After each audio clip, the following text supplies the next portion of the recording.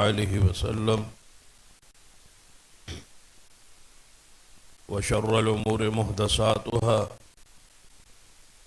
وكل محدثة بدعة وكل بدعة ضلالة أما بعد فأعوذ بالله السميع العليم من الشيطان الرجيم من همزه ونفخه ونفثه بسم الله الرحمن الرحيم قل إن صلاتي ونسكي ومحياي ومماتي لله رب العالمين لا شريك له وبذلك أمرت وأنا أول المسلمين رب اشرح لي صدري ويسر لي أمري واحلل عقدة من لساني يفقهوا قولي رب زدني علما سبحان ربك رب العزة عما يصفون وسلام على المرسلين والحمد لله رب العالمين. حضرات،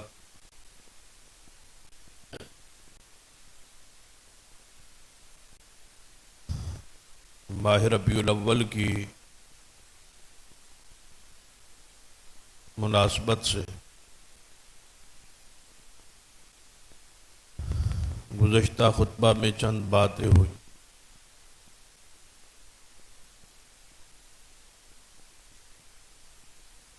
یقیناً اس مہینے میں نبی علیہ الصلاۃ والسلام کی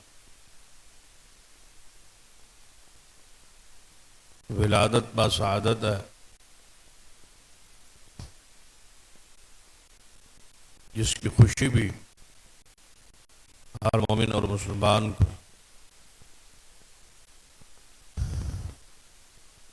خوش ہونا اور خوشی منانا دو الگ الگ چیزیں ہیں. دونوں کو ایک نہیں کہا جا سکتا. خوشی کا تعلق دل کے ساتھ، دل کی ایک کیفیت ہے. جب آدمی کو کوئی نعمت پہنچتی ہے تو انسان کا دل خوش ہو، فرحت محسوس ہو. یہ ہے خوشی، اور اسی کو کہا جاتا ہے خوش ہونا. یقیناً مومن اللہ کی نعمت پر خوش ہوتا ہے، اور سب سے بڑی نعمت اور سب سے بڑا احسان اللہ نے جو مخلوق پر کیا ہے وہ محمد مصطفیٰ صلی اللہ علیہ وسلم کو بھیجنا ہے. تو یقیناً یہ خوشی ہے. لیکن خوشی جو ہے اس کا دوسرا پہلو ہے اس کو منانا. تو منانے کے اور خوش ہونے کے دو الگ الگ چیز. ہم خوش تو ہیں، مسرت ہے، سکون ہے، اطمینان ہے، لیکن اس کو کیسے منائیں؟ کیونکہ ہم مومن ہیں، مسلمان ہیں.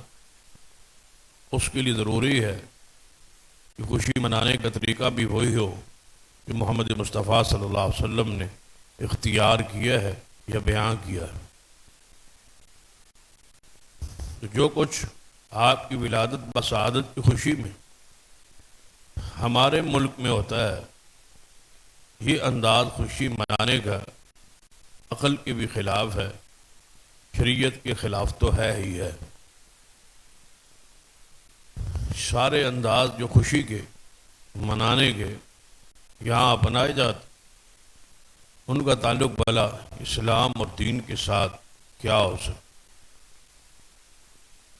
اسلام میں دو عیدیں گزری، ان دونوں عیدوں کے خوشی ہے اور اس کے منانے کا انداز بھی موجود ہے. یہ واحد عید ہے اس کو خود بنایا گیا، عید کے رنگ دیا گیا ہے، لیکن آگے کیونکہ شریعت خاموش تھی، کیونکہ قرآن حدیث اس حوالے سے خاموش تھے، تو پھر اب کیا کریں اور کیسے منائیں؟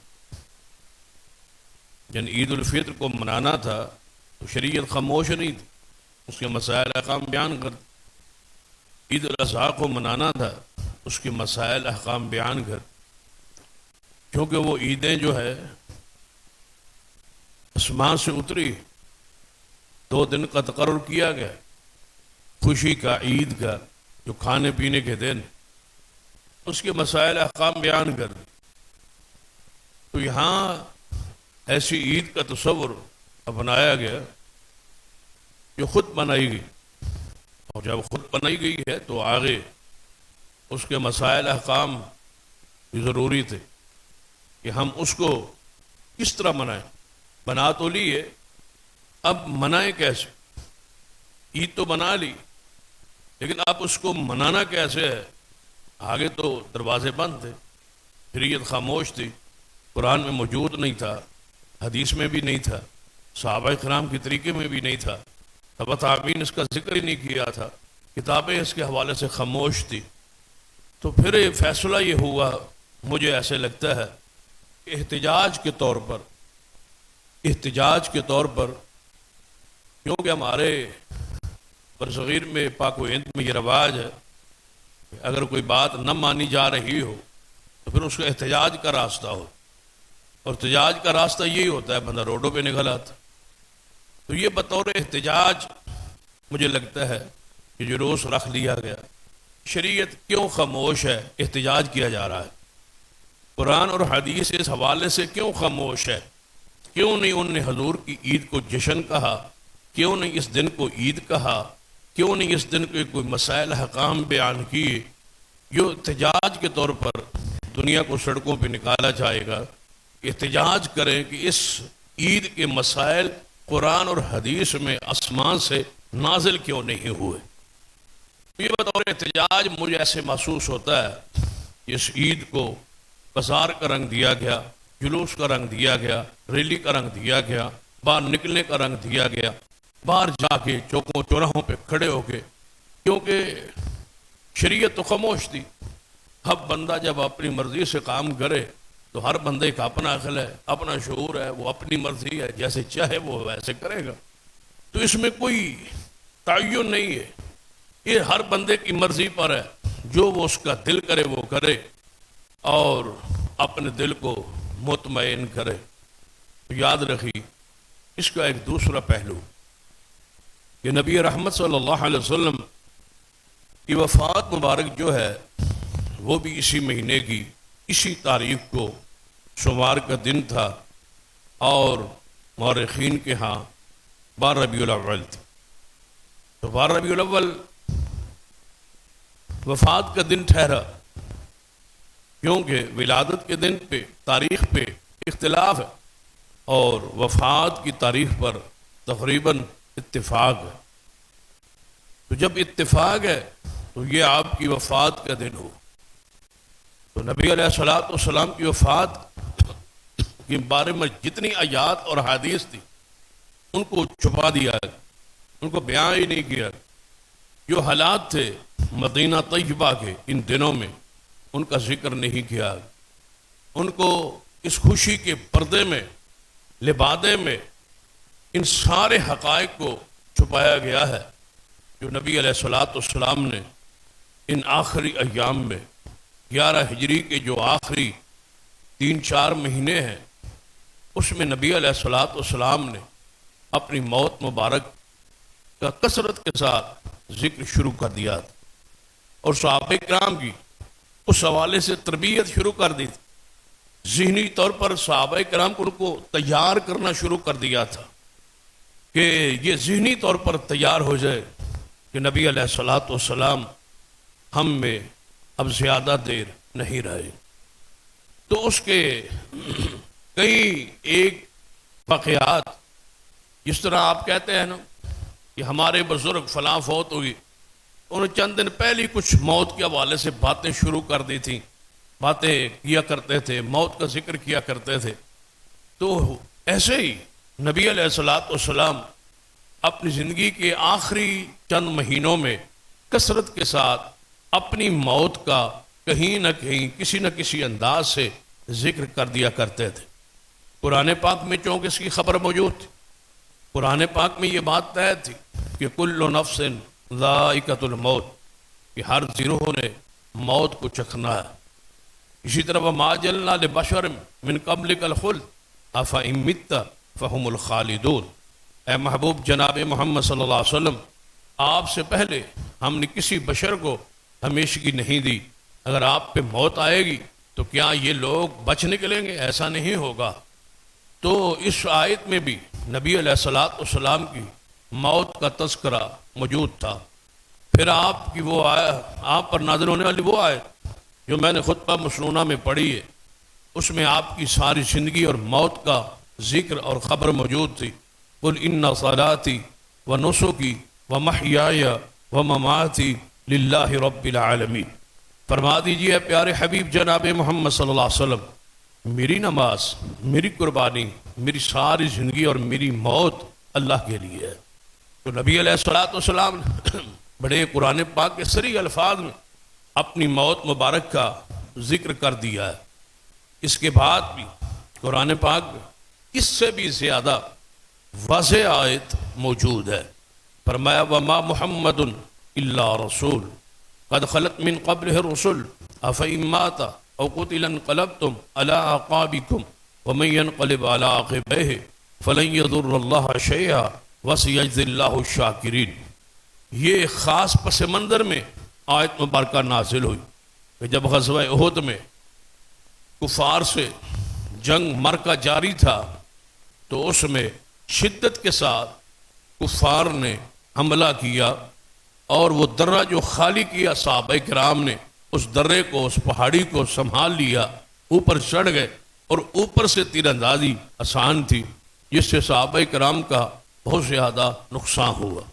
سیدنا حمزہ شہید ہو گئے، نبی رحمت صلی اللہ علیہ وسلم کا سر مبارک زخمی ہوا، اور آپ کا دانت مبارک کا ایک حصہ شہید ہوا، آپ کا چہرہ زخمی تھا، حتیٰ کہ آپ ایک گڑھے میں جا کے بیٹھ گئے، زخمی حالت میں، خون جاری تھا، چہرہ زخمی تھا، سر مبارک سے خون نکل رہا تھا، اور آپ نے فرمایا تھا یہ کیسے لوگ ہیں جنہوں نے اپنے نبی کے چہرے کو بھی زخمی کر دیا، جو ان کے مصلح تھے، جو ان کے امام تھے، جو ان کے پیشوا تھے، جو ان کے رسول تھے، جو ان کے لیے ہادی بن کے آئے تھے، جو ان کے خیرخواہ تھے، جو ان کو جہنم سے بچانے آئے تھے، انہوں نے اس نبی کو بھی زخمی کر دیا۔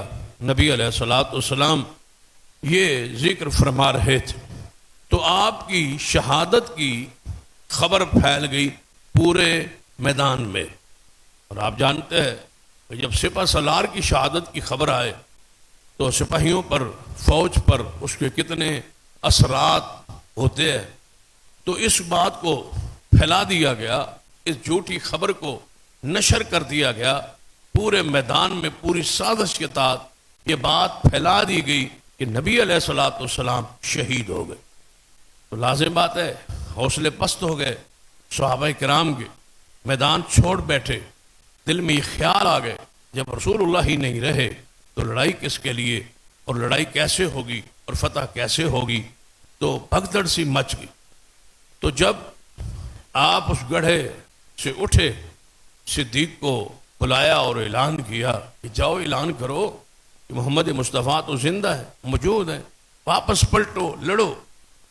تو سیدنا صدیق رضی اللہ تعالی دیگر صحابہ کرام اکٹھے ہوئے، اعلان ہوا تو صحابہ واپس پلٹ۔ تو جب یہ معرکہ ختم ہوا تو اللہ تعالیٰ نے صحابہ کرام کی فکری عقیدے کی تربیت کے لیے یہ آیت نازل کی کہ تم نے پیغمبر کی شہادت کی خبر سن کر جنگ سے ہٹے کیوں، میدان آپ نے چھوڑا کیوں؟ کیا آپ نے یہ تصور کر لیا ہے کہ تمہارا نبی کبھی فوت نہیں ہوگا؟ کیا یہ نبی اگر فوت ہو جائے، یہ شہید ہو جائے، تو کیا تم اسلام کو، دین کو، شریعت کو چھوڑ دو؟ کیا جہاد ختم ہو جائے گا؟ وما محمد الا رسول قد خلت من قبلہ الرسل، محمد مصطفیٰ کو آپ نے کیا نعوذ باللہ معبود مانا ہے، اللہ مانا ہے کہ اس پر موت نہیں آئے گی؟ وہ تو اللہ کے رسول ہیں، اور آپ سے پہلے رسول آئے ہیں، گزرے ہیں، ان پر موت آئی ہے، وہ شہید ہوئے اور موت بھی آئی، بعض کو طبی موت فوت ہوئی ہے، بعض شہید ہوئے، افامات او قتل، آپ فوت ہو جائیں یا آپ شہید کر دیے جائیں تو کیا اسلام سے دین سے پھر جاؤ گے؟ یاد رکھنا جو پھر جائے اسلام اور دین سے وہ اپنا نقصان کرے گا، رب کا دین کا کوئی نقصان نہیں کرے گا۔ تو اس آیت میں صحابہ کرام کو یہ سمجھا دیا گیا کہ جس کو تم رسول کہتے ہو، رسول پہلے آ چکے ہیں، گزر چکے ہیں، موت آ چکی ہے، اور تمہارے رسول پر بھی یہ اللہ کا حکم پورا ہو کے رہے۔ تو صحابہ کرام کی یہ تربیت کی جا رہی۔ اسی طرح اس سے بھی واضح آیت قرآن پاک میں موجود ہے، جس کو ہر پڑھا لکھا انسان اگر غور کرے اور سن لے تو اس کا دل مطمئن ہو جائے گا کہ نبی علیہ الصلوۃ والسلام کی موت مبارک کا ذکر اور خبر قرآن پاک میں کتنی صراحت سے موجود ہے۔ اس آیت کو سنیے، فرمایا انک میت۔ اب بتائیں اس سے واضح اور الفاظ کیا ہو سکتے ہیں؟ انک میت وانہم میتون، آپ محبوب فوت ہونے والے، آپ پر موت مبارک آئے گی، اور یہ لوگ جو آپ کے مخالف ہیں یہ مرنے والے، ان پر موت آئے، آپ پر بھی وفات آئے، آپ پر بھی رب کا پیغام آئے۔ تو قرآن پاک میں نبی رحمت صلی اللہ علیہ وسلم صرف موت کا تذکرہ ذکر کئی انداز سے قرآن پاک میں موجود ہے۔ پھر جب یہ آیت نازل ہوئی تو کیا اس میں آپ کی موت کا پیغام نہیں تھا کہ الیوم اکملت لکم دینکم واتممت علیکم نعمتی ورضیت لکم الاسلام دینہ، کہ آج کے دن تم پر دین تمہارا مکمل ہو گیا۔ اور جب بھیجنے والا کسی ہستی و شخصیت کو اپنے پیغام کے لیے بھیجتا ہے تو جب اس کا بھیجا ہوا پیغام یا مشن پورا ہو جاتا ہے تو لازم امر ہے قاصد کو بلا لیا جاتا ہے۔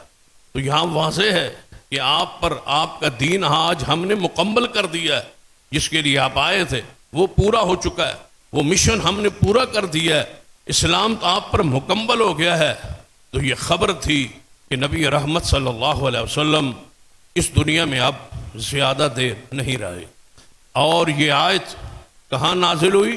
آپ کی زندگی کے پہلے اور آخری حج کے موقع پر، جہاں آپ موجود تھے، اور صحابہ کرام کی امارت اور قیادت میں، بنا صحابہ کرام حضور کی قیادت امامت میں حج کر رہے تھے، اس وقت یہ آیت مبارکہ مینا میں نازل ہوئی کہ آج کے دن تمہارا دین جو ہے وہ مکمل ہو چکا ہے۔ اسی طرح اسی حج کے دوران نبی علیہ الصلوۃ والسلام نے ایک اور بات ارشاد فرمائی جو آپ کی موت کو بالکل، آپ کی جدائی کو بالکل واضح کر رہی ہے۔ نبی علیہ الصلوۃ والسلام نے فرمایا خذوا انی مناسککم، اے میرے صحابہ آج میں تمہارے ساتھ حج کر رہا ہوں، مجھ سے حج، کیونکہ آپ نے ایک ہی حج کیا ہے، وہی پہلا ہے اور وہی آخری ہے، تو آپ نے فرمایا خذوا انی مناسککم، مجھ سے حج کے مناسک، احکام، طریقے سیکھ لو، لے لو مجھ سے، میری سیرت پر، سنت پر غور کرو، مجھ سے حج کا طریقے سمجھ لو، مناسک پوچھ لو اور سمجھ لو۔ کیوں؟ فرمایا ہو سکتا ہے کہ آئندہ سال میں تمہارے ساتھ حج نہ کر سکوں۔ بتا اس سے واضح اور بات کیا ہو سکتی کہ میں آئندہ سال تمہارے ساتھ حج نہ کر سکوں، ہو سکتا ہے اس کے بعد تمہارا اور میرا اکٹھ اس میدان میں نہ ہو، تو لہٰذا مجھ سے حج کے مناسک طریقے پوچھ لو۔ یہ آپ اپنی موت کی جدائی کی خبر دے رہے۔ اس کے بعد یہ ذی الحج ہے، اور آگے کیا ہے؟ محرم، صفر اور ربیع الاول، یعنی آپ نے اپنی موت مبارک سے 2.5 ماہ تقریباً پہلے یہ آپ شد فرمایا کہ مجھ سے حج کے طریقے سیکھ لو، ہو سکتا ہے کہ میں تم میں زیادہ دیر اب نہ رہوں اور آئندہ سال حج آنے تک میں نہ ہوں دنیا میں، اس لیے مجھ سے حج کے طریقے سمجھ لو۔ اس کے علاوہ نبی علیہ الصلوۃ والسلام کو خبر دی گئی، یہ آیت مبارکہ، یہ سورت مبارکہ جو ہے نازل ہوئی، سورت النصر، اذا جاء نصر اللہ والفتح، یہ جب سورت نازل ہوئی کہ محبوب جب اللہ کی مدد آئے گی اور آپ دیکھیں گے وَرَأَيْتَ النَّاسَ يَدْخُلُونَ فِي دِينِ اللَّهِ أَفْوَاجًا، اسلام کے اندر فوجوں لشکر کے لشکر داخل ہوں گے، اے محمد صلی اللہ علیہ وسلم فَسَبِّحْ بِحَمْدِ رَبِّكَ وَاسْتَغْفِرْهُ إِنَّهُ كَانَ تَوَّابًا، تو آپ اللہ کی تسبیح حمد بیان کیجئے، اللہ سے استغفار کیجئے، بے شک وہ توبہ قبول کرنے والا مہربان ہے، اسی کی طرف دنیا نے لوٹ کے جانا ہے، وہی توبہ قبول کرنے والا ہے۔ یہ آیت اس بات کی دلیل ہے کہ اسلام میں فوجیں اور لشکر کے لشکر گروہ کے گروہ داخل ہو۔ پھر آپ نے اپنی حج سے جب واپس آئے تو 2 مہینے 2.5 مہینے جو وقت گزارا ہے اس میں سب لوگ تھڑا تھڑ آ رہے تھے، فلاں قبیلہ آ رہا ہے، بیعت کر رہا ہے، ادھر سے دوسرا قبیلہ آ رہا ہے، علاقے کے علاقے، بستیاں کی بستیاں، یہ خبر جو ہے قرآن پاک کی پوری ہو رہی ہے۔ اور اس کے بعد کیا ہے فَسَبِّحْ بِحَمْدِ رَبِّكَ وَاسْتَغْفِرْ، جب آپ اپنی آنکھوں سے لشکروں کے لشکر اسلام میں داخل ہوتا دیکھ لیں تو پھر اللہ کی حمد بیان کریں۔ کیا معنی کہ آپ کے آنے کا مقصد اب پورا ہو چکا ہے۔ سیدنا عمر فاروق رضی اللہ تعالی عنہ، انہوں نے سیدنا عبداللہ ابن عباس کو، جو عمر میں بہت چھوٹے تھے، شورا کا رکن بنا لی، اپنی کابینہ کا، اپنی شورا کا، قریبی لوگوں کا جن سے مشورہ لیتے تھے، ابن عباس کو اس کا حصہ بنایا۔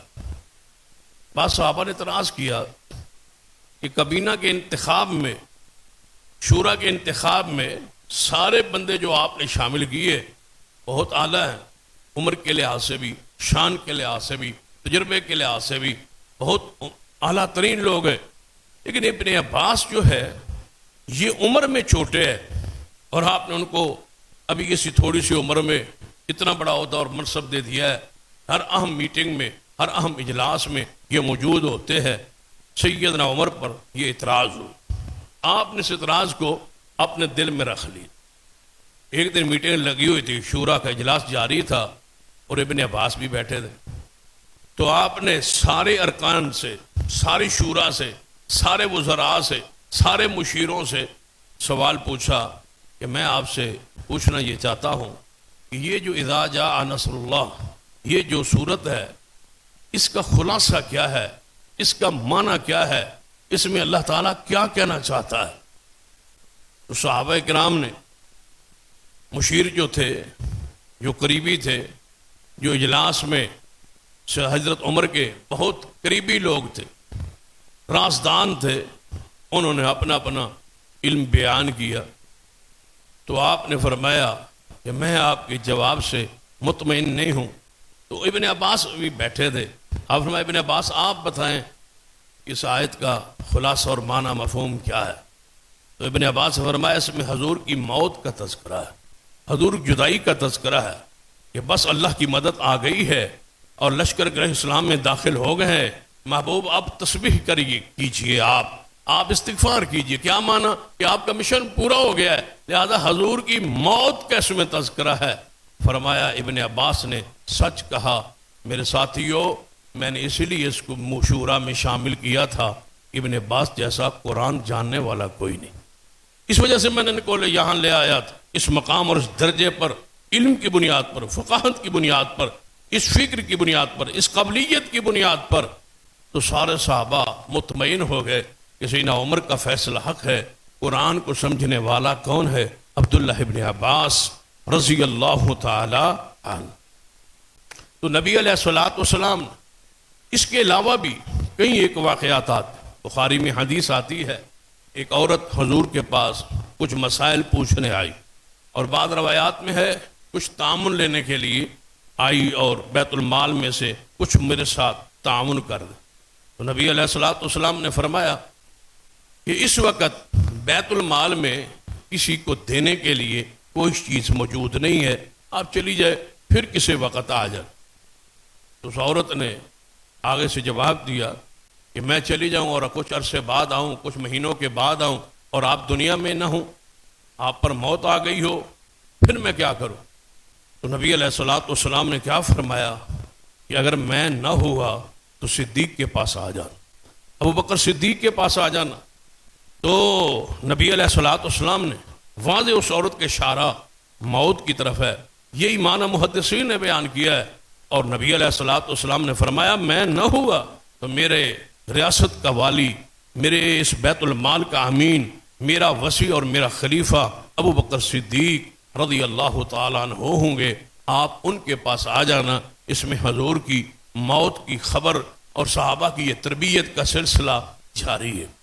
ایک دفعہ اور اس حوالے سے کہ نبی علیہ الصلوۃ والسلام صحابہ کرام کی کس انداز میں تربیت کر رہے، اپنی جدائی کے لیے ذہن سازی کر رہے ہیں تاکہ یہ صدمہ، یہ دکھ، یہ غم ان پر آنے والا ہے یہ برداشت کر لے۔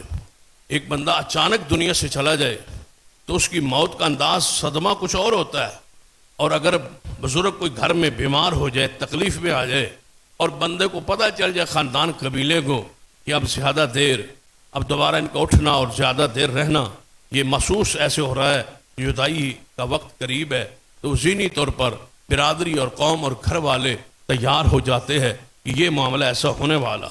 تو نبی علیہ الصلوۃ والسلام کئی مہینوں سے، کئی دنوں سے کثرت کے ساتھ اپنی موت کا، اپنی جدائی کا صحابہ کرام سے ذکر کرتے رہے تھے تاکہ صحابہ کرام کی ذہن سازی ہو جائے کہ اب جدائی کا وقت جو ہے، موت کا وقت جو ہے وہ قریب ہے۔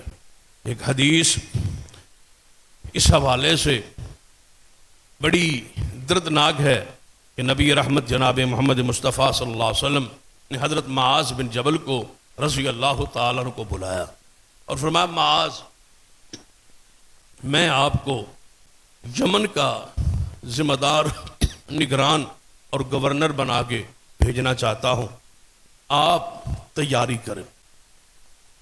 ان کی تقرری ہو گئی بطور گورنر معاذ بن جبل رضی اللہ تعالیٰ عنہ۔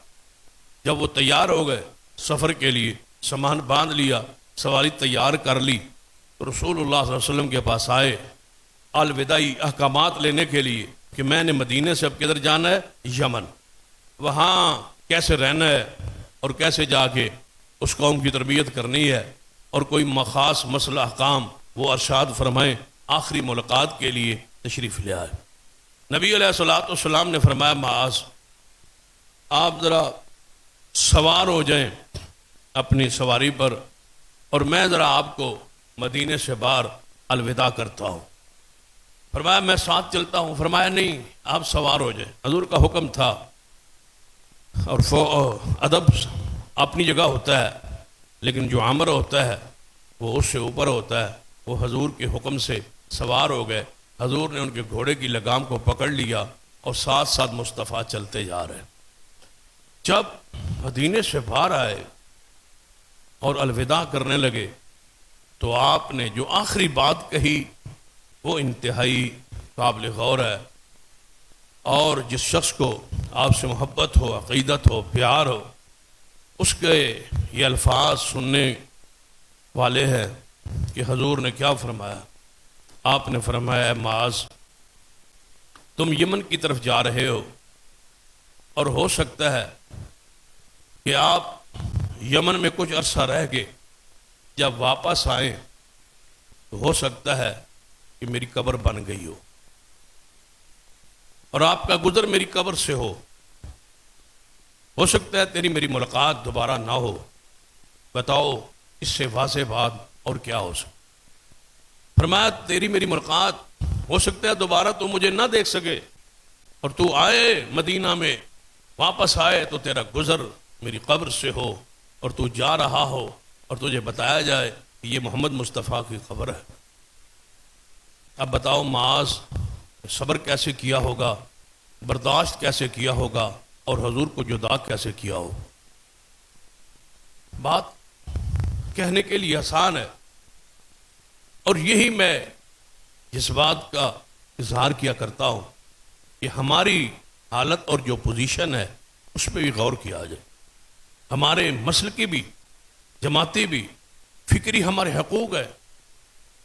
ایک گھر میں فوتیدگی کی خبر ہو اور واقع موجود ہو، اور دوسرا پڑوسی اس کے گھر کے دروازے سے سامنے سے شور شرابہ کرتا ہوا گزرے، تو فطری بات ہے بندے کو تکلیف ہوگی، کہ پڑوسیوں نے اتنا بھی احساس نہیں کیا۔ تو جب ہمارے نزدیک یہ حضور کی وفات کا دن تو ہمارے جذبات بھی ہیں، ہمارے حقوق بھی ہے، ہمارے کچھ انسانی کچھ تقاضے ہیں، کیا ان کے تحت ہمارے عقائد کا احساس نہیں کیا جائے؟ اگر آپ کہتے ہیں کہ ان گھروں میں خوشی ہے، ان کو بھنگڑا ڈالنے دیں، ان کو شور کرنے دیں، ان کو ناچنے دیں، ان کو خوشی منانے دیں، اس کو قبول کریں، ان کو جھنڈیاں لگانے دیں، ان کو بینرز لگانے دیں، جو یہ کرتے ہیں ان کو کرنے دیں، ان کی خوشی ہے، ان کے نبی پیدا ہوئے ہیں۔ تو ہم آپ سے پوچھتے ہیں، کیا ہم انسان نہیں، کیا ہم مسلمان نہیں جن کے نبی اس دن فوت ہوئے؟ تو ہمارے لیے یہ غم کا دن ہے، دکھ کا دن ہے، پریشانی کا دن ہے۔ تو ہمارے حقوق کا بھی خیال رکھا جائے، ہمارے دروازوں اور مساجد مدارس سے گزرتے ہوئے خیال رکھا جائے کہ ان کے نزدیک آج رسول اللہ کی وفات کا دن۔ ٹھیک ہے، ہم غم مناتے نہیں ہیں، جزا فضا نہیں کرتے، خوشی اور غمی میں اعتدال رکھتے ہیں۔ خوشی بھی شریعت کے تابع ہے، غمی بھی شریعت کے تابع ہے، لیکن اس کا یہ معنی نہیں ہے کہ ہمیں دکھ دیا جائے اور تکلیف دی جائے۔ جب یہ کہا جاتا ہے کہ اپنے مسلک کو نہ چھوڑو اور دوسرے کو نہ چھیڑو، تو کیا یہ اس سے زیادہ چھیڑنا اور کیا ہوگا کہ ہمارے دروازوں سے سامنے جن کے نزدیک رسول اللہ کی وفات؟ آپ مجھے بتائیں، سیدنا حسین ابن علی رضی اللہ تعالیٰ عنہ کی شہادت کو سارے مسلمان مانتے ہیں، تو ایک بندہ اٹھ کے جان بوجھ کے 10 محرم کو کسی شیعہ کے دروازے کے سامنے ڈھول بجانا شروع کر دے، اچھلنا شروع کر دے، کودنا شروع کر دے، تو کیا پورا ملک اس بندے کو لعن طعن نہیں کرے گا؟ ٹھیک ہے کہ تو ماتم نہیں کرتا، ٹھیک ہے تو آل و سنہ ہے، تو جو وہ کرتے ہیں نہیں کرتا، لیکن شہادت تو سیدنا حسین کی ہے اور غم کے دکھ کی گھڑی ہے، اور آپ نے اس کو چھیڑنے کے لیے، اس کو تنگ کرنے کے لیے، اس کو پریشان کرنے کے لیے یہ تو نے انداز کیوں بنایا؟ تو کیا حضور کی وفات کے حوالے سے ہمارے جذبات کا خیال نہیں رکھا گیا؟ کیا ہمارے نزدیک حضور کی وفات کا دن نہیں ہے؟ کیا ہمارے نزدیک حضور، یا یہ بتائیں جو کہتے ہیں کہ نہیں ہم آپ کا احساس یا خیال نہیں رکھتے، ان کے نزدیک حضور جو ہے کس دن دنیا سے گئے، اس دن کا تعین کر دیں۔ جیسے ہم کہتے ہیں کہ 9 ربیع الاول حضور کی ولادت ہے، 12 نہیں ہے، آپ بھی ایسے ہی کہیں کہ وفات بھی 12 نہیں ہے، فلاں تاریخ ہے، یہ جرت کریں، انکار کریں۔ اگر انکار نہیں ہے تو پھر ہمارا احساس کریں، ہماری بھی محبت ہے رسول اللہ صلی اللہ علیہ وسلم سے، ہماری بھی عقیدت ہے محمد مصطفیٰ صلی اللہ علیہ وسلم سے۔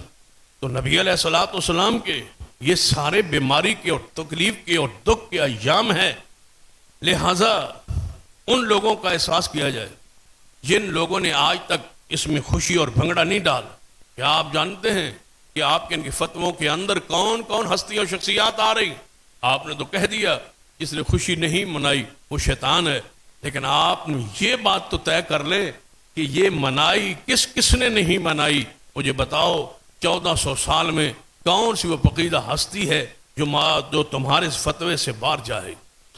سارے صحابہ کرام، سارے تابعین نظام، سارے تبع تابعین، محدثین، فقہائے امت، یہ ساری کی ساری دنیا میں داخل ہو جائے گی۔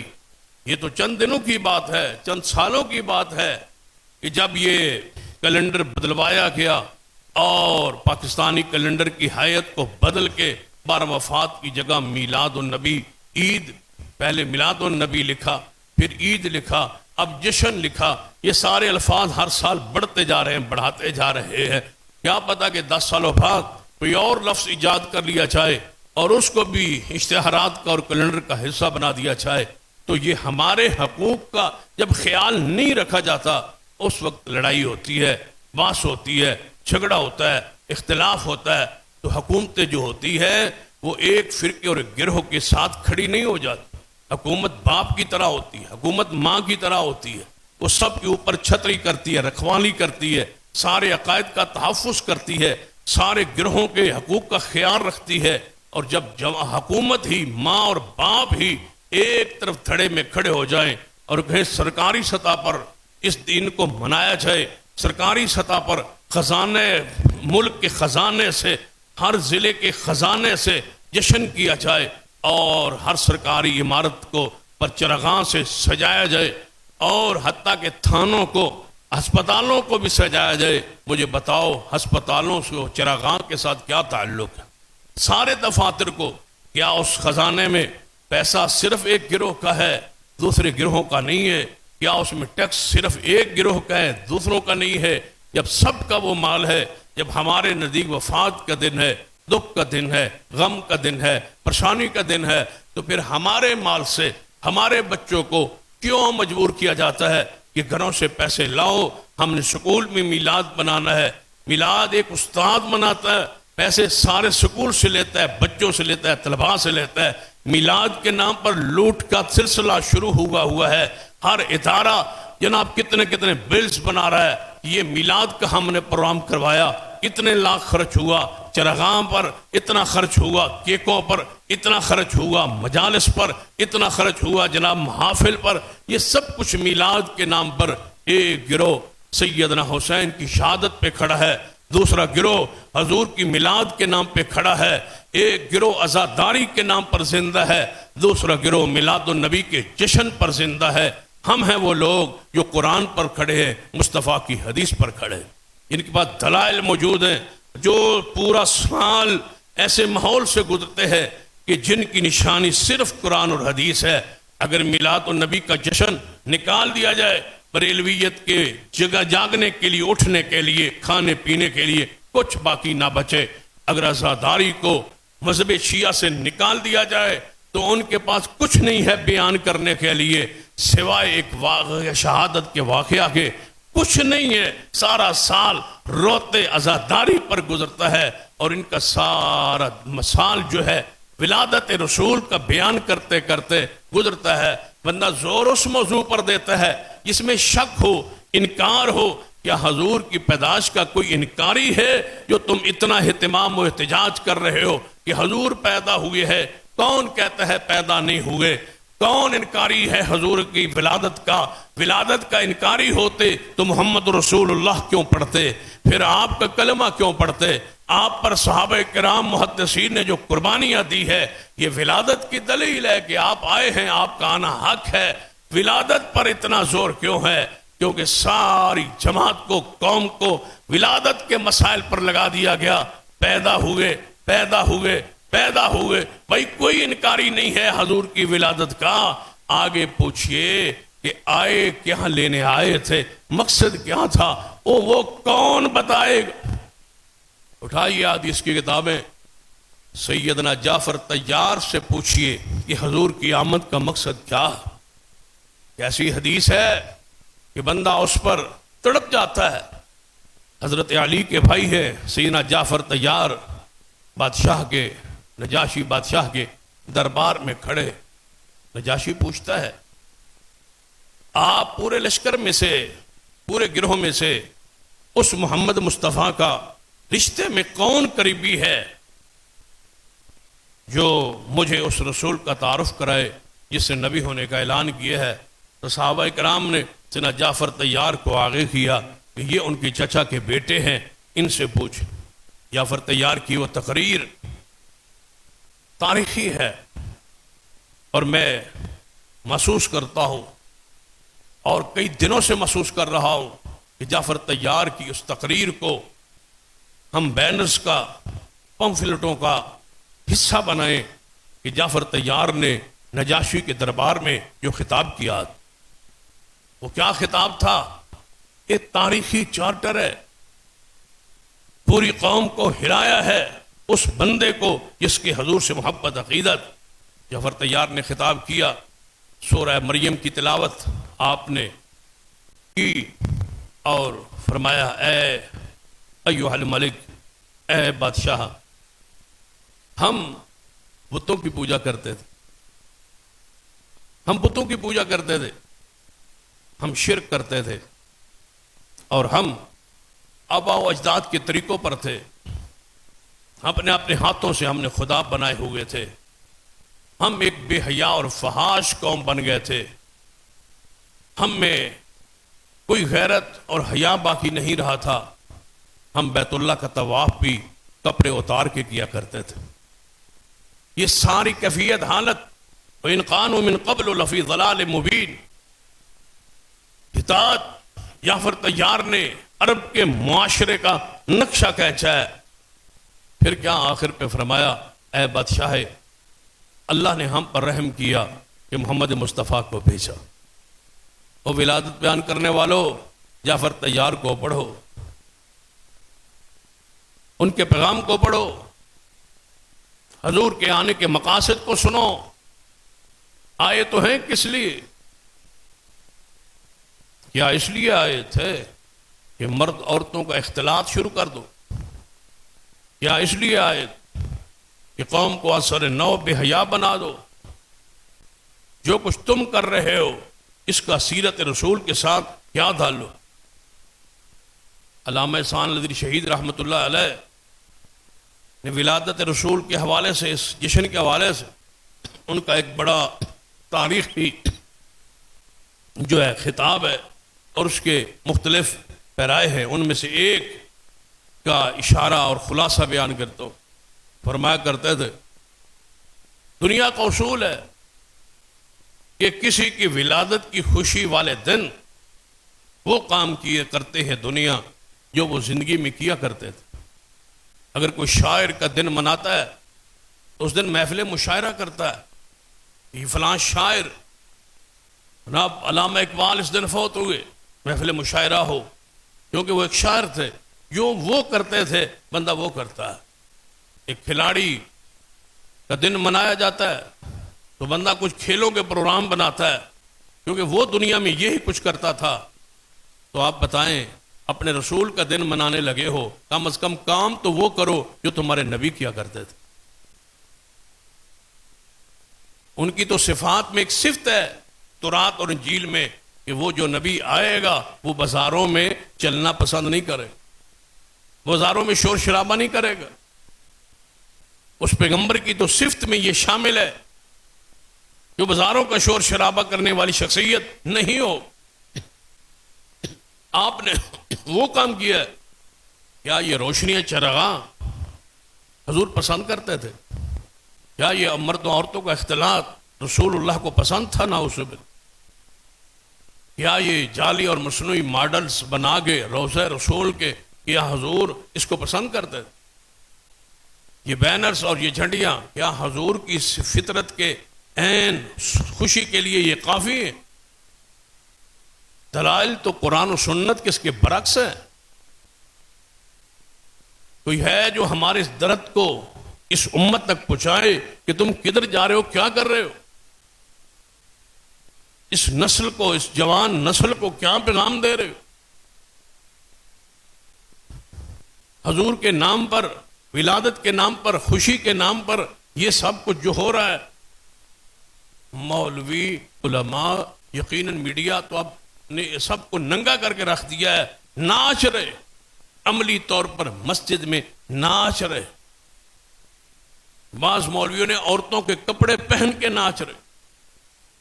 ملک کی ساری گلوکارائیں جتنی بھی ہے، اداکارہ اور گلوکارہ، ساری عورتیں اب میلاد پڑھنے پر لگی ہوئی اور میلاد پڑھ رہی. اپنی سریلی آواز میں عورتوں کو اکٹھا کر کے وہ میلاد پڑھ رہی ہے. گانے کی طرز پر، انداز پر. مجھے بتائے جس کام کو اداکاریں کرتی ہوں گی وہ کتنا اسلام والا ہو. کوئی نہیں ہے جو حضور کا ادب احترام کرنے والا کوئی قانون سازی کرے. یہ کیا ہو رہا ہے؟ حضور کے نام پر، ولادت کے نام پر، خوشی کے نام پر، اور الٹا گستاخ اس گروہ کو کہا جا رہا ہے جو ایک ایک سنت کو سنبھال کے بیٹھا ہے، جو پوری امت کی تربیت کر رہا ہے، جو سنجیدگی سے دلائل دے رہا ہے اور امت کو سمجھا رہا ہے کہ جس راستے پر جا رہے ہو یہ راستہ بدعت کا راستہ ہے، یہ ضلالت گمراہیوں کا راستہ ہے. اگر راستہ چاہتے ہو صراط مستقیم، جنت کا راستہ، مغفرت کا راستہ، تو وہی ہے جس کو پیغمبر علیہ السلام امت کو دے گئے. جعفر طیار رضی اللہ عنہ نے کیا کہا کہ اے بادشاہ، اللہ نے ہم پر کرم کیا، رحم کیا کہ ہم میں محمد مصطفیٰ کو بھیجا. اس نے آ کے شرک کا خاتمہ کیا، بتوں کو توڑ دیا ہے۔ اس پیغمبر نے زنا کو حرام کیا ہے۔ اس پیغمبر نے آ کے ہم تو باوجداد کے طریقوں پر چلے ہوئے تھے، ہمیں ایک روشن راستہ دیا ہے۔ اس پیغمبر نے ہمیں حیا اور غیرت کا درس دیا ہے۔ اس پیغمبر نے آ کے ہماری تربیت کی ہے اور ہمیں نماز پر لگا دیا ہے۔ اس پیغمبر نے ہمیں زکوٰۃ کا حکم دیا ہے۔ اس پیغمبر نے رشتہ داروں کو جوڑنے کا حکم دیا ہے۔ اس پیغمبر نے آنے کے اپنے مقاصد جو تھے وہ سارے جعفر طیار نے بیان کیے ہیں۔ اگر ہماری نہیں مانتے تو علی کے خاندان کی بات مان لو، آماد رسول کے مقاصد کو پڑھو۔ اور یہ دن تو انتہائی غم کے اور دکھ کے اور پریشانی کے تھے۔ نبی علیہ الصلوۃ والسلام اپنی موت کے تذکرے کرتے کرتے آپ 29 صفر کی بات، جس سے اگلے دن چاند ربیع الاول کا نظر آئے، 29 صفر کو آپ ایک جنازہ پڑھا کے قبرستان تشریف لے گئے۔ صحابی کو دفن کرنا تھا، قبر کی تیاری ہو رہی تھی۔ ابو سعید خدری رضی اللہ تعالیٰ فرماتے ہیں میں حضور کے ساتھ قریب بیٹھا ہوا تھا، لیکن مجھے تپش محسوس ہوئی۔ میں نے کہا حضور کی طرف سے ایسے محسوس ہو رہا ہے کہ آپ کی جسم گرم ہے۔ فرماتے میں نے آگے بڑھ کے جب ماتھے پر ہاتھ لگایا تو حضور تو بخار کی شدت۔ میں نے کہا یا رسول اللہ آپ کو تو بخار ہے؟ فرمایا ہاں ابو سعید خدری، مجھے 2 مردوں کے برابر بخار ہوتا ہے، مجھے بخار ہے۔ سیدنا ابو سعید خدری فرماتے میں اور رسول اللہ کے ساتھ اسی حالت میں تدفین کے بعد ہم واپس گھر پہنچے تو درد انتہا کا سر کو تھا۔ آتے ہی امی عائشہ سے ذکر کیا کہ میرے سر کو درد ہو رہا ہے۔ امی عائشہ فرماتے یا رسول اللہ آج میرے سر کو بھی درد۔ گھر میں یہ باتیں ہو رہی، ربیع الاول شروع ہو چکا ہے، سفر گزر چکا ہے، اور یہ سارے دن بیماری کے دکھ کے دن۔ دکھ کا یہ معنی ہے کہ اگر کوئی بندہ غم میں جزا فضا نہیں کرتا، ہائے ہائے نہیں کرتا، تو کم از کم وہ دن دکھ پریشانی اور غم کا تو ہوتا ہے۔ صحابہ کرام تو مغموم تھے، غم میں تھے۔ ہم اس شخص کے غم کو نہیں بھول سکتے جو چند سال ہمارے ساتھ رہا ہو، تو یہ تو وہ ہے جن کو دیکھنے سے بھوک ختم ہو جاتی۔ صحابہ کی کیفیت کیا ہوگی، صحابہ کرام کی حالت کیا ہوگی؟ کچھ تو بندہ میں حیا ہوتا ہے، شرم ہوتا ہے، بندہ پڑھ لیتا ہے، غور کر لیتا ہے کہ یہ دن اصحاب رسول کے غم کے ہیں۔ تم تو عشق کے دعوے کرتے ہو، محبت رسول کے دعوے کرتے ہو، تو جس دن حضور غم میں ہوں، دکھ میں ہوں، اس دن تمہاری یہ حالت، یہ کیفیت، تمہیں کس نے لگا دیا ہے غلط باتوں پر؟ کس نے تمہیں بدعت و خرافات، عیسائیت کو دیکھ دیکھ کے وہی انداز تم نے کیوں اپنا لی؟ یہ تو عیسائیوں کا انداز تھا کہ وہ اپنے نبی کی میلاد، کرسمس ڈے، اس کو مناتے ہیں، کیک کاٹتے ہیں، وہ تو منوا رہے ہیں کہ نعوذ باللہ اللہ کا بیٹا پیدا ہوا ہے۔ ان کو تو مجبوری ہے کسی انداز میں یہ دن منانے کی۔ ان کے پاس تو عیسیٰ علیہ السلام کی شریعت نہیں ہے، عیسیٰ علیہ السلام کی سنت نہیں ہے، ان کی کتاب تبدیل ہو گئی ہے۔ ان کے پاس عیسیٰ ابن مریم کا اسوہ موجود ہی نہیں ہے۔ آپ کیوں ڈگمگا گئے ہیں؟ تمہارے نبی پاک کے چہرے کے اگر آثار کہیں غصے میں آئے تو اس کا ذکر بھی حدیث میں موجود۔ پیغمبر نے سو کے اگر خراٹے لیے، اس کا ذکر بھی حدیث میں موجود۔ تمہاری نبی کی خوابوں کا ذکر حدیث میں موجود۔ تمہارے نبی کی جلوت خلوت کے ایک پہلو امت کے سامنے موجود۔ آپ نے گھر میں رات کیسے گزاری، اس کا تذکرہ حدیث میں موجود۔ آپ نے گھر میں اپنے غسل کیسے کیا، وہ مسائل و حکام حدیث میں موجود۔ اگر دوران گفتگو کہیں کھانسی محسوس ہوئی اس کا ذکر بھی صحابہ نے محفوظ کر دی. اگر پیغمبر کی آنکھوں سے آنسو گرے اس کا ذکر موجود ہے. اگر ہنسے ہیں مسکرائے ہیں صرف مسکرائے ہیں تبسم کیا ہے اس کا ذکر بھی موجود ہے. اگر زیادہ ہنسے ہیں دانت مبارک زہر ہوئے اس کا ذکر بھی موجود ہے. اگر ہاتھ اٹھایا ہے بغلوں سے سفیدی صحابہ نے دیکھی ہے اس کا ذکر بھی حدیث میں موجود ہے. مجھے بتاؤ تمہارے نبی کو ایک ایک انداز ایک ایک عبادت ایک ایک طریقہ محفوظ و موجود ہے.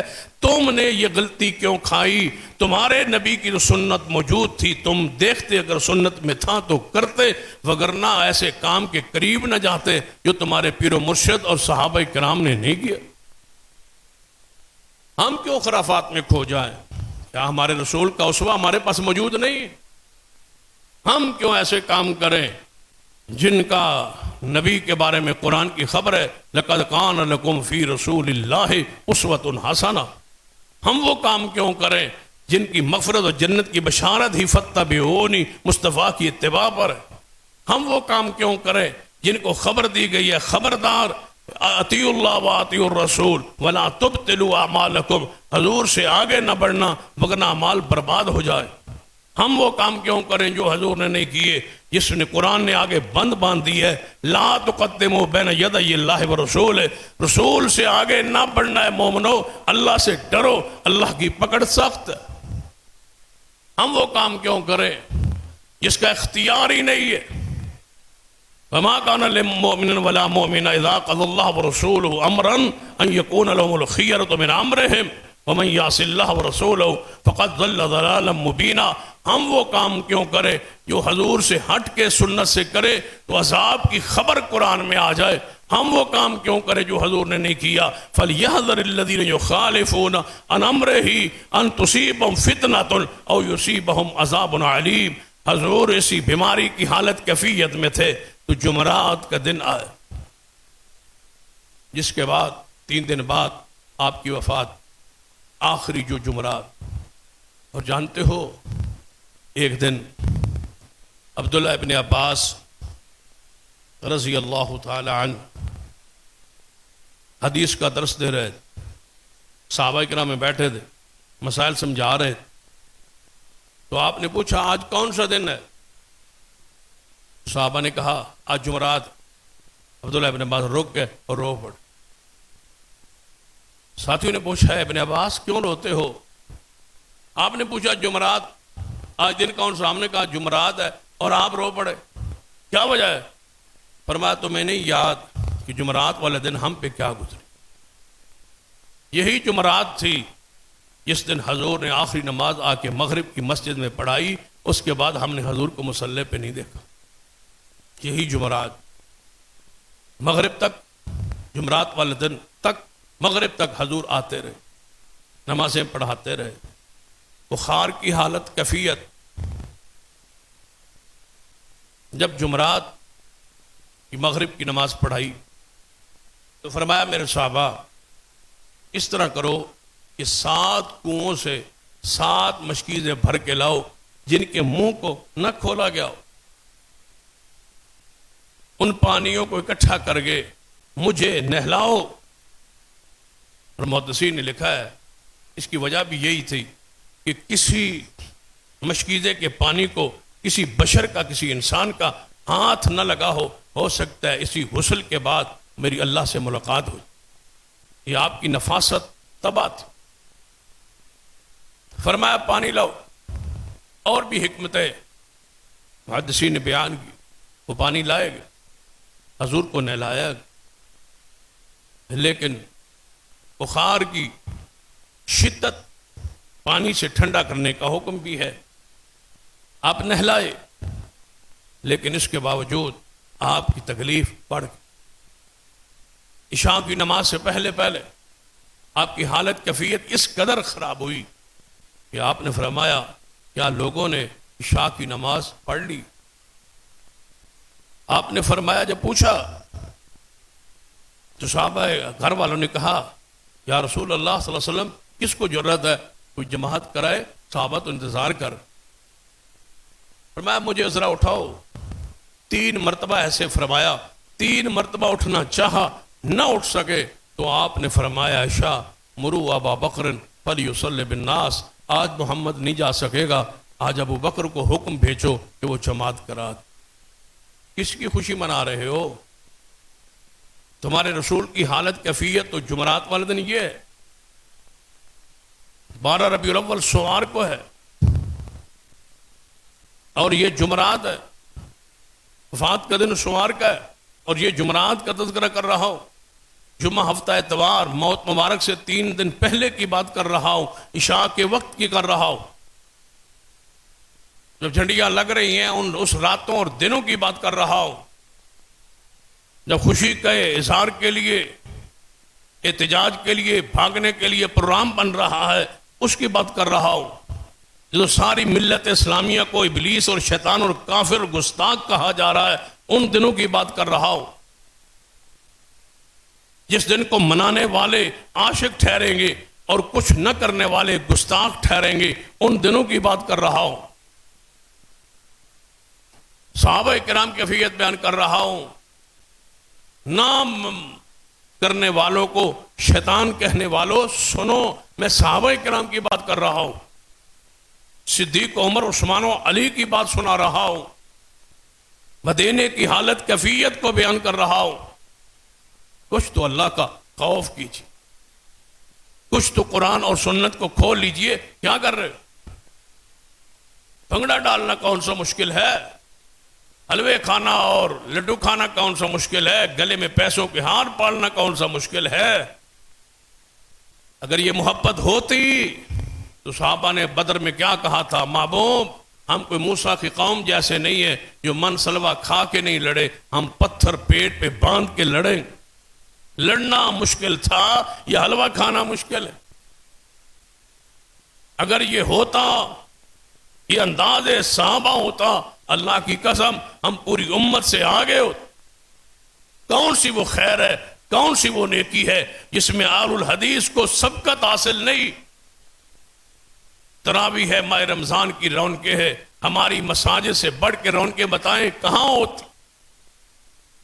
نماز، روزہ، افطاری، سحری، حج، عمرہ، جو شریعت کہتی ہے بتلاؤ کسی ایک عمل میں ہم پیچھے ہوں، دوسرے نمبر پر نہیں، پہلے نمبر پر۔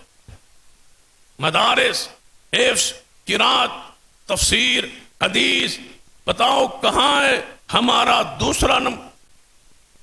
پوری دنیا کے علماء کو کہا گیا سیرت رسول پر کتاب لکھو، سعودی عرب نے اعلان کی 50,000 ریال اس شخص کو انعام دیا جائے گا جس کی سیرت پر کتاب بہترین ہوئی اور پہلے نمبر پر۔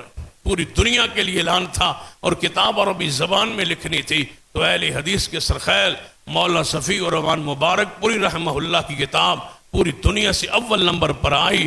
سیرت پر ہم نے، ہمارے اسلاف نے لکھا، وہ ایک پہلو بتائیں یا ہم دوسرے نمبر پر؟ سیرت میں، رجال میں،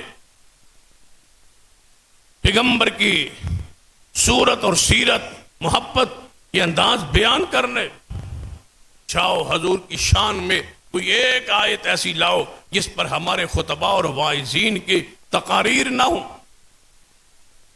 ہمارے پروگرام سن لیں، جتنے حضور کی شان اور درود پاک ہماری محافل، مساجد اور مجالس میں ہوتا ہے، اللہ کی قسم ساری زمین پر ایسی محافل نہیں ملیں گی جتنا درود سنت کے مطابق ہماری مساجد اور مدارس میں پڑھا جاتا۔ ہمارا تو وظیفہ ہی یہ ہے، قال قال رسول اللہ صلی اللہ علیہ وسلم، اللہ نے فرمایا، رسول اللہ صلی اللہ علیہ وسلم نے فرمایا، ہمارے ہاں تو حضور کے علاوہ اور کچھ ہے ہی۔ کیا فرمایا؟ یہ جمعرات صدیق مصلی پہ آ گئے، جمعہ گزرا، ہفتہ گزرا، اتوار گزرا، یہ صدیق ہی نمازیں پڑھا۔ آپ ان دنوں میں نہ 2 مرتبہ مسجد میں تشریف لائے، 2 خطبے، ایک خطبہ صرف حضور کو بیٹھے بیٹھے جو خیال آیا ہے بیماری میں، وہ کمال کا ہے۔ فرمایا مجھے مسجد میں لے چلو، مسجد میں لایا گیا، صحابہ کرام بیٹھے، آپ ممبر پہ تشریف فرما ہو، فرمایا میرے صحابہ میں آج بیماری میں، تکلیف میں، جانتے ہیں کئی دنوں سے نماز کے لیے، امامت کے لیے نہیں آ رہا تکلیف کی شدت کی وجہ سے، لیکن آج میں نے ایک محسوس کیا ہے کہ آپ سے ملاقات ہو اور میں آپ کو ایک نصیحت کرنا چاہتا ہوں۔ جی محبوب فرمائیے۔ آپ نے فرمایا یہ جو ابو بکر ہے رضی اللہ، یہ جو ابو بکر ہے نا، اس کی صحبت، اس کے ساتھ اس کی وفاداری اور اس کا مال اور اس کی قربانی اتنی ہے دین اور اسلام اور میرے لیے کہ میں محمد اس کے احسانات کا بدلہ نہیں دے سکا، اس کے بدلہ اللہ ہی دے گا، لیکن میرے ساتھی کا خیال رکھ۔ ابو بکر کو کچھ نہ کہنا، ابو بکر کی کبھی تنقیص نہ کرنا، ابو بکر کو کبھی پیچھے نہ کرنا۔ سارے مسجد نبوی کی طرف جس صحابی کے گھروں کے دروازے کھلتے ہیں آج کے بعد بند کر دیے جائے، ابو بکر کا دروازہ کھلا رہے۔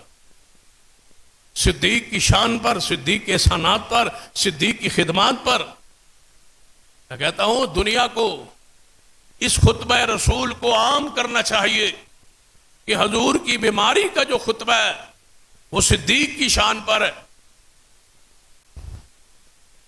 حضور کے آخری خطبوں میں سے جو آخری خطبہ ہے اس سے پہلے جو خطبہ دیا ہے وہ صدیق کے موضوع پر ہے۔ بیماری کی حالت کیفیت میں صدیق کا خیال رکھ، پھر گھر تشریف لائے۔ آپ کو بتایا گیا یا رسول اللہ صلی اللہ علیہ وسلم آج مسجد نبوی میں یہ آخری دن ہے اتوار، یا رسول اللہ صلی اللہ علیہ وسلم مسجد نبوی میں انصار سارے صحابہ اکٹھے ہیں اور رو رہے۔ ہمیں پتہ نہیں کیا ہے، لوگوں کو کہتے ہیں بس تم یہ دن سارا کچھ کیوں نہیں مناتے، خوشی کیوں نہیں مناتے، اور اللہ کے لیے حدیث کیوں نہیں پڑھتے تم؟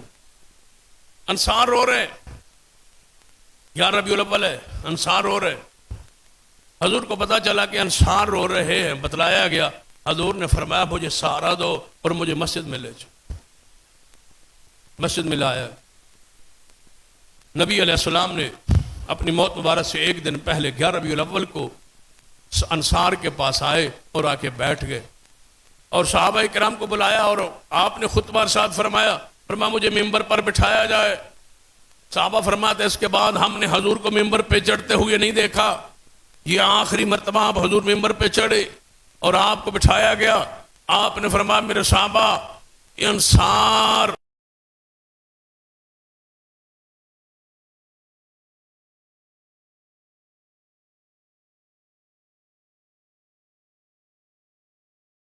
اسلام کے جتنے حق تھے انہوں نے پورے کر لیے ہیں، لیکن ہم پر جو حق ہے ان کے وہ باقی رہتے۔ انصار کا خیال رکھنا، انصار کو محروم نہ رکھنا، انصار کو ساتھ ساتھ رکھنا۔ بندے کے وجود پر دو کپڑے ہوتے ہیں، ایک قمیض ہوتی ہے اور ایک قمیض کی اندر کا کپڑا بنین ہوتی ہے۔ فرمایا اگر دوسری دنیا اوپر کے کپڑے کی مانند ہے تو انصار میری بنین جس جسم کے ساتھ چمٹا ہوتا ہے، انصار میرے ساتھ اس طرح چمٹے رہے، ان کا خیال رکھ۔ اس کے بعد تشریف لے آئے، آخری رات گزری، 12 ربیع الاول کی فجر ہوئی۔ آپ نے فرمایا عائشہ جماعت ہو گئی؟ فرمایا صحابہ نماز پڑھ رہے ہیں، صدیق جماعت کروا رہے ہیں۔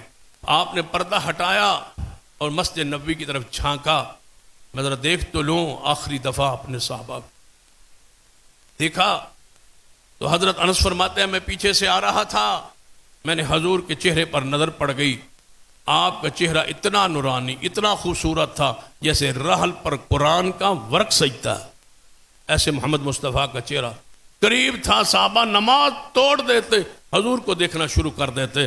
آپ نے فرمایا نماز مکمل کرو اور آگے پردہ کر دیا، اور آخری نماز آپ نے اپنے حجرہ میں بیٹھ کے فجر کی پڑھی اور سورج چڑھ گیا اور سیدہ فاطمہ کو پیغام بھیجا، وہ فاطمہ تو سرا آئی۔ یہ 12 ربیع الاول ہے، یہ مدینہ کے 12 ربیع الاول ہے، یہ صحابہ کرام کے زمانے کا 12 ربیع الاول ہے۔ اب آپ نے فیصلہ کرنا ہے، آپ کے ضمیر نے فیصلہ کرنا ہے۔ آپ پڑھے لکھے لوگ ہیں، دوستوں کو، احباب کو، اپنے حلقہ احباب کو سمجھانا ہے آپ نے کہ یہ آپ کا ربیع الاول ہے، ہم اس ربیع الاول کا ذکر کر رہے ہیں جو حضور کے زمانے کا تھا، جو صحابہ کے زمانے کا تھا، جو صدیق، عمر، عثمان و علی کے زمانے کے بعد ربیع الاول گزرے ہیں، ہم ان کی بات کر رہے ہیں، ہم ان کو ماننے والے۔ سیدہ فاطمہ حضور کے پاس آئیں، قریب ہوئی تو رو پڑی۔ حضور نے کان میں کچھ بات کہی، فاطمہ رو پڑی۔ ربیع الاول ہے، فاطمہ رو رہی ہے۔ اور اللہ کے بندو کچھ تو حیا کرو، خاتون جنت رو رہی ہے، فاطمہ تو زہرا رو رہی ہے، بتاؤ کس کے آنسوؤں پر تمہیں حیا آئے گا؟ کسی ماں کا حیا ہے تو فاطمہ تو زہرا ہے۔ اگر رسول اللہ کی بیٹی کا خیال ہے تو رسول اللہ کی بیٹی کی آنکھوں میں آنسو ہے، ربیع الاول ہے، مغموم ہے، وہ پریشان ہے، آپ کیا کر رہے؟ تم تو کہتے ہو کہ فاطمہ تو ذرا حاضر ناظر ہے، تم تو کہتے ہو ہر اللہ کا نیک بندہ ہر ہے، پھر فاطمہ دیکھ کے خوش تو ہوتی ہوگی بے حیاؤ جو تم کر رہے ہو؟ تمہارے نزدیک تو فاطمہ تو ذرا موجود ہے، جو تم کر رہے ہو تو ہوٹنگ جو شور کر رہے ہو، فاطمہ دیکھتی تو ہوگی کہ میں رو رہی تھی اور یا کیا کر رہے؟ پھر قیامت کا دن تو آنا ہے نا، پھر فاطمہ تو ذرا نے پوچھنا تو ہے کہ تم کیا کرتے رہے میرے بابا کے نام؟ سیدہ فاطمہ تو ذرا رو پڑی۔ حضور نے کان میں سرگوشی کرتے ہوئے فرمایا تھا، بعد میں آپ نے بتایا کہ جب میں روئی تھی نا تو حضور نے فرمایا تھا فاطمہ تیری میری جدائی کا وقت آ گیا۔